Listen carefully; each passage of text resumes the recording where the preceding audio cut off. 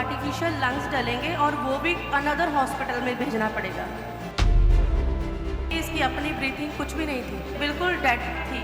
अच्छा, आपकी क्या टेस्टमनी बताएं? जब मैं प्रेग्नेंट थी तो 9 मंथ जो मेरी प्रेगनेंसी थी वो बहुत सेफ चली, लेकिन जब मेरा ड्यू डेट के 3 डेज ही ऊपर हुए थे तो मैंने नोटिस किया कि मेरे बेबी की जो मूवमेंट है वो हो नहीं रही है। तो मैंने डॉक्टर को कॉल की कि मेरे बेबी की मूवमेंट नहीं हो रही है। उन्होंने बोला कि इमीडिएट हॉस्पिटल आ जाओ। तब आपको 9th मंथ की प्रेगनेंसी चल रही थी। हाँ। और आपने महसूस किया कि मूवमेंट बच्चे के पेट में नहीं हो रही है। हाँ जी, तो मूवमेंट आपको हॉस्पिटल में, हिलिंगटन हॉस्पिटल यूके में, हाँ यूके जी। से हैं आप, इंग्लैंड Yes। से हैं। तो जब गए डॉक्टर ने फिर चेकअप किया तो उन्होंने क्या बताया, क्या था?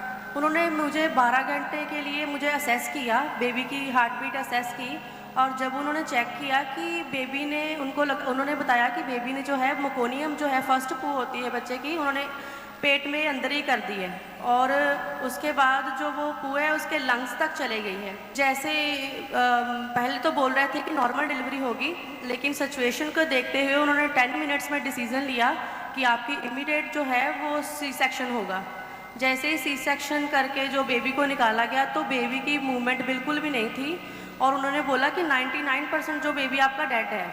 मीन्स कि जैसे नॉर्मली जब बच्चे का जन्म होता है तो वो रोता है, यस मैम। है ना, रोता है बच्चा। हाँ जी, तो मैम। आपके जब एक बेटी का जन्म हुआ तो ये रोई नहीं, आपने लिखा। बिल्कुल भी रोई नहीं और इसकी स्किन जो है वो पेल हो चुकी थी और कोई भी बॉडी में मूवमेंट नहीं थी, और थी। ना ही बच्चा रोया। ना बच्चा रोया, ना हिल रही थी, कुछ नहीं था। तो आपने लिखा कि वो एक डेड बॉडी, मुर्दा की तरह था बच्चा, कोई मूवमेंट नहीं थी। आपके केस पर 10 डॉक्टर्स की टीम थी जो इस केस को देख रही थी। हाँ जी मामा जी। और वेंटिलेटर पर बच्ची को रखा गया, पूरी बॉडी पर पाइप्स ये वो लगे हुए थे। यस मामा जी, पहले हिलिंगटन हॉस्पिटल में, बाद में उन्होंने बोला जी कि हमारे बस की बात नहीं है, इसे स्पेशल हॉस्पिटल में भेजना पड़ेगा। और आपने लिखा कि शुगर लेवल 0 था और बीपी आपने लिखा कि बहुत कम था। कभी कम हो जाता था बहुत और कभी बहुत ज़्यादा हाई हो जाता था। और जो शुगर की जब मेडिसिन भी देते थे फिर भी 2-2 घंटे आपने लिखा कि वो कम ही रहती थी शुगर। हाँ जी मामा जी, एवरी 2 आवर जो शुगर थी वो इतनी ज़्यादा अमाउंट में देते थे और वो बाद में चेक करते थे तो बिल्कुल फिर 0 होती थी।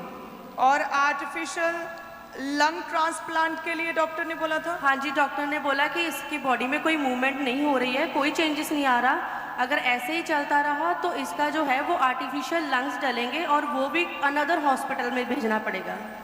क्योंकि वो लंग्स इन्फेक्टेड हो चुके थे और वो डैमेज हो रहे थे। बिल्कुल मम्मा जी, 100% ऑक्सीजन पे ही थी, इसकी अपनी ब्रीथिंग कुछ भी नहीं थी।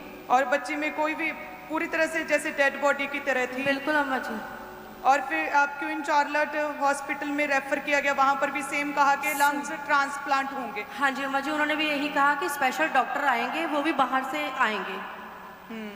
फिर कैसे परमेश्वर ने इस परिस्थितियों को कैसे चेंज किया? मम्मा जी, मैं जैसे कि टीम में पहले काम करती थी तो पोस्टर जी का मेरे पास नंबर था, तो मैंने सिचुएशन देखी कि मेरे हाथ में नहीं है तो मैं प्रेयर भी करती रही और पोस्टर जी को मैंने इसकी पिक्चर भेजी और प्रॉपर अपनी प्रेयर रिक्वेस्ट लिखकर सेंड किया कि मेरे बेटी की ये हालत है, और उन्होंने मुझे इंस्ट्रक्ट किया कि आपने प्रेयर इन टंग। उन्होंने आपके मैसेज का रिप्लाई किया कि उन्होंने कहा कि टंग्स में, गैर भाषा में प्रार्थना करो, प्रेयर करनी है। हमारे पास, आप देख सकते हैं क्लीसिया।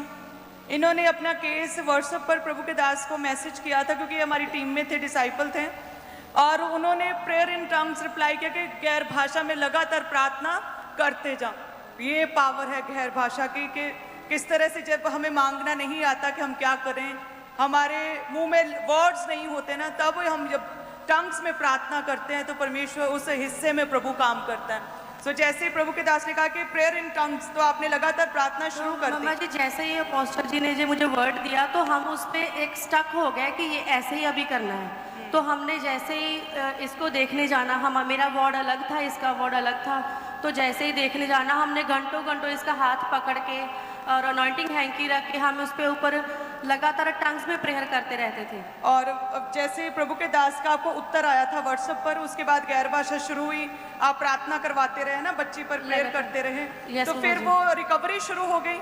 हाँ जी अम्मा जी, विद इन डेज इसकी जो ऑक्सीजन थी वो लेवल वो कम करते गए और विद इन 4 और 5 डेज जो है मेरी बच्ची बिल्कुल हील हो चुकी थी। लंग्स जो है, अपनी बच्ची को दिखाएं, सीधा करें। Thank you Jesus. क्या नाम रखा है बच्ची का? मुझे नाइसा डेबरा जोई। हेलो नाइसा, हाय। तारीफ करें सभी क्लिस्टियन। परमेश्वर ने हालेलुया, हालेलुया। धन्यवाद यीशु। किस तरह से प्रभु ने परिवार को कंप्लीट किया है। एक डेड बॉडी में परमेश्वर ने जान डाली है। प्रभु सब कुछ कर सकता है, उसके लिए कुछ भी इम्पॉसिबल नहीं। जस्ट परमेश्वर कहते हैं ना कि प्रभु डायरेक्ट हमारे पास आके कुछ नहीं कहेगा, ऐसे परमेश्वर मीडिएटर रखता है बीच में। हमेशा हमारे बीच में खुदा और हमारे बीच में एक मीडिएटर होता है जो प्रभु की बात को हमारे पास लेकर आता है, जो बताता है क्या करें क्या ना करें, कैसे करें, कैसे निकले इस प्रॉब्लम से। तो परमेश्वर ने हमारे लिए उस अगुए को, उस मीडिएटर को हमारे जीवनों में रखा है। और फॉलो करते करते देखिए किस तरह से फैमिली अपनी गवाही के साथ खड़ी है। तारीफ करें सभी कलीसिया। हालेलुया, धन्यवाद यीशु।